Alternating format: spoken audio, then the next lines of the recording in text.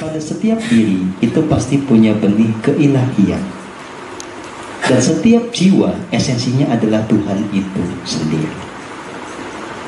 Jika begitu kemudian pasti muncul pertanyaannya, kenapa tingkat kesadaran orang menjadi berbeda-beda?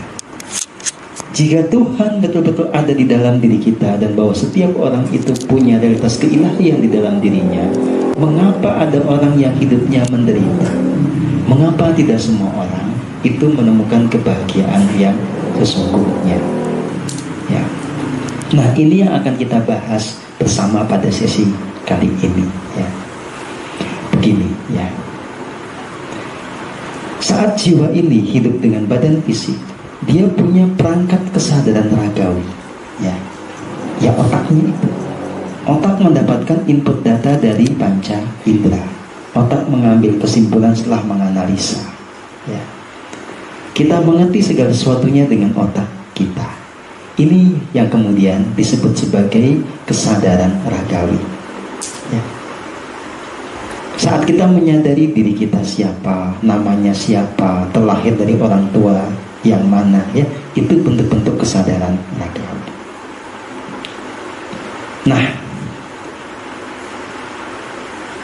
orang dengan kesadaran ragawi itu belum tentu menyadari bahwa di dalam dirinya ada sang jiwa.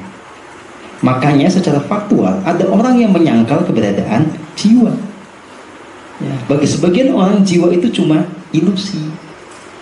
Karena bagi sebagian orang, ya, diri ini, tubuh ini cuma kumpulan dari atom-atom, ya, yang memancarkan daya listrik tertentu.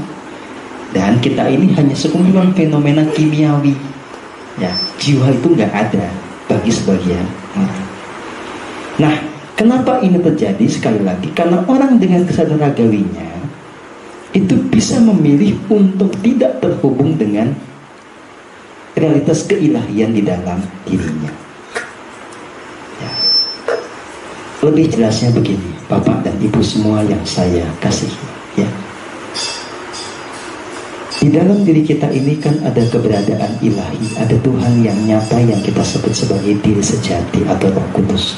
Pertanyaannya adalah, Anda yang ada di sini semua saat ini, kalau melangkah, kalau mengambil keputusan, benarkah semuanya sudah mendengarkan pesan dari dalam? Benarkah Anda setiap langkah dituntun oleh Tuhan? Ya, jawabannya pasti belum tentu. Kenapa? Karena kita memang punya pilihan. Pilihan untuk mengakui dia ada atau tidak, pilihan untuk mengikuti dia atau tidak. Itu namanya kehendak bebas. Itu namanya free will. Maka, ya, harus dimengerti. Jadi walaupun yang ilahi itu ada di sini, tidak semua orang itu adalah keberadaan yang bisa menumbuhkan realitas keilahian itu. Lebih jelasnya, ya, walaupun yang ilahi itu Tuhan yang nyata ada di sini, tidak semua orang itu setia kepada Tuhan. Sebagian besar orang itu hidup hanya di dalam kesadaran ragawinya, hanya mengikuti egonya. Nah, ketika kemudian seseorang itu konsisten mengikuti egonya, dia akan membentuk nasib yang tidak sesuai dengan rancangan agung. Saat setiap orang itu konsisten mengikuti egonya, ya, sekali lagi, dia akan menjauhkan dirinya dari kehidupan surgawi. Secara praktis bagaimana? Begini rumusnya, ya. Saat manusia itu tidak konsisten ada di dalam keheningan, sebaliknya konsisten mengikuti pikirannya, pikiran itu dalam banyak hal bentuknya adalah prasangka, ya, itu akan memicu apa yang disebut sebagai penumpukan sisi gelap di dalam diri. Ego, prasangka pikiran, itu akan memicu gejolak emosi. Saat Anda tidak hening, Anda sangat mudah dilukai oleh perkataan orang lain, tindakan orang lain karena prasangka Anda. Contoh nyata, Anda yang masih punya pasangan, ya, Kalau pasangan Anda berkata-kata dan bertindak tidak seperti yang Anda mau, Anda akan menyangka dia telah dan tengah melecehkan Anda. Dia telah dan tengah menistakan Anda. Anda menganggap diri Anda tidak dihargai oleh dia. Ya, itu akan menciptakan apa yang disebut sebagai hati yang terluka. Ya.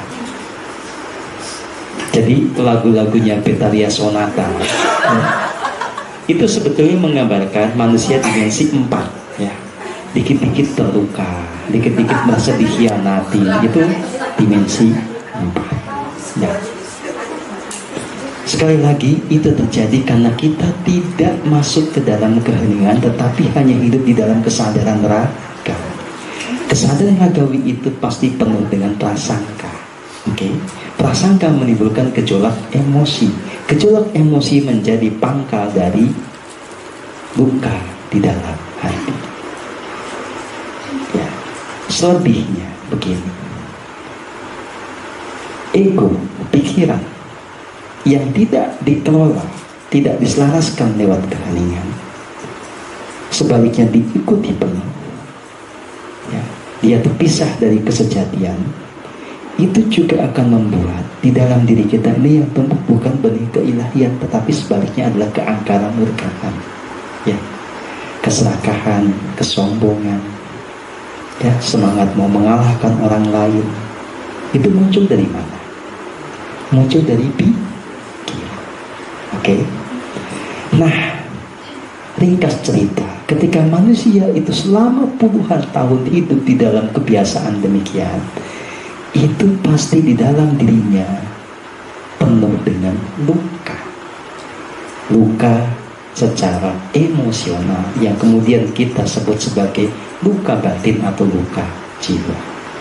Perasaan, ya, sakit karena dikhianati, sakit karena diabaikan, sakit karena merasa direndahkan dan seterusnya, ya. Nah, itu adalah sebagian dari sisi gelap yang menghalangi atau menjadi tirai antara kita dengan diri sejati. Sisi gelap yang lain dari mana munculnya? Ya tadi, ketika kita punya kesombongan, keserakahan, saya pokoknya harus mendapatkan apa yang saya mau, ya, itu juga semakin membuat kita punya tirai dengan diri sejati. Belum lagi, ya, sebagian orang sengaja nggak sengaja membuka portal dimensi dengan alam bawah, menciptakan keterjahatan jiwa oleh apa yang saya sebut sebagai kuasa kegelapan atau darkness. Ini menjadi pemertebal dari sisi gelap di dalam diri kita. Nah, karena ada sisi gelap di dalam diri kita, inilah kita tidak bisa terhubung penuh dengan sejati dan tidak bisa hidup di dalam kebahagiaan surgawi.